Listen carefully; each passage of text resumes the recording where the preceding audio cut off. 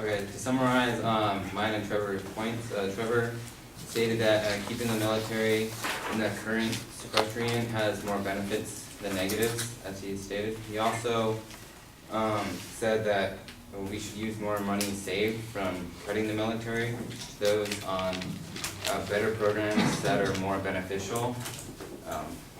As he stated that he doesn't like Obamacare as much, but some people might view that as important. So don't cut on all other programs to keep up the military, but you need to spread the wealth around the budget.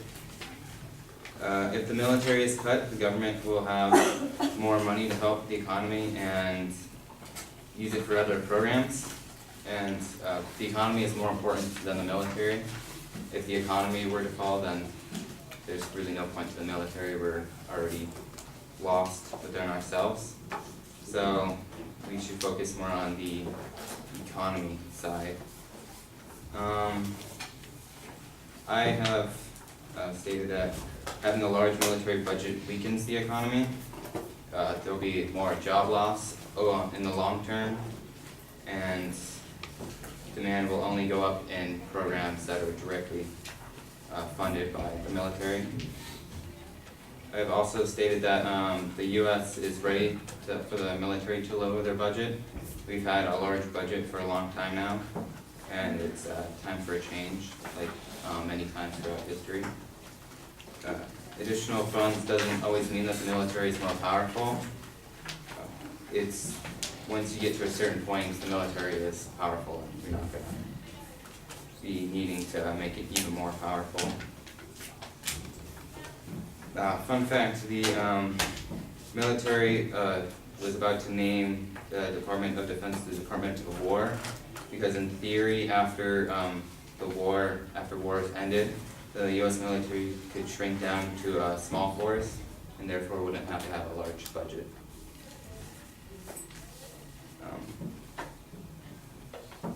I've also stated that the government is funding the high military spending by borrowing money from foreign countries.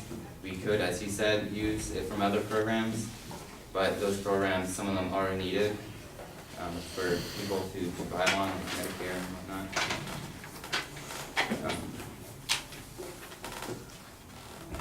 Let's see.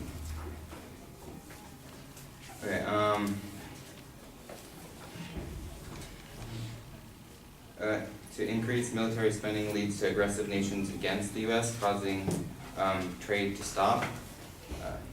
He used the argument that we didn't have a strong military force, causing us to lose trade with Cuba. But North Korea was actually the opposite. The U.S. tried to stop communism from entering the country, which resulted in a war, and that led to the embargo. And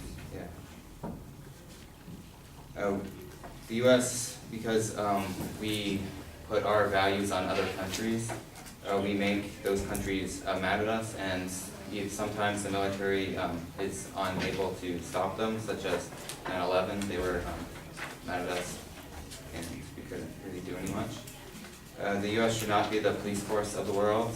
The U.S. has no right to tell other sovereign countries what they can and cannot do.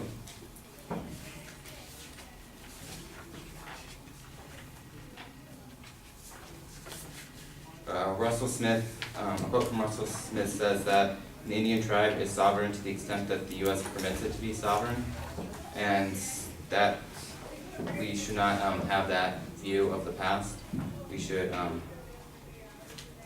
continue. We should not place values on other countries by having a large military budget, and therefore we should keep up with this sequestrian and limit the military budget.